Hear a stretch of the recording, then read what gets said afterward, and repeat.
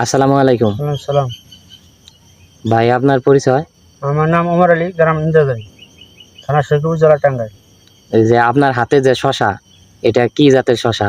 এটা তাজা ফলাস। কোম্পানির নাম কি জানেন ভাই?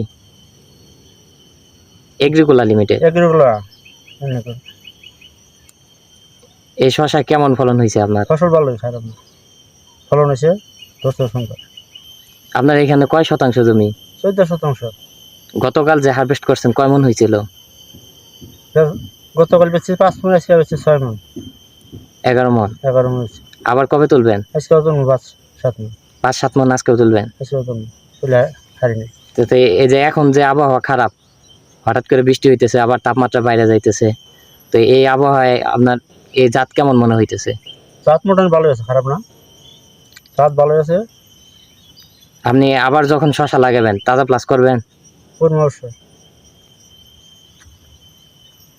এই শশা খাইতে কেমন?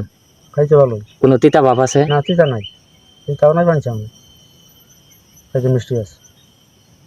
ব্যাপারীরা কি বলে এই জাত দেখার পর? খারাপ না, ভালো।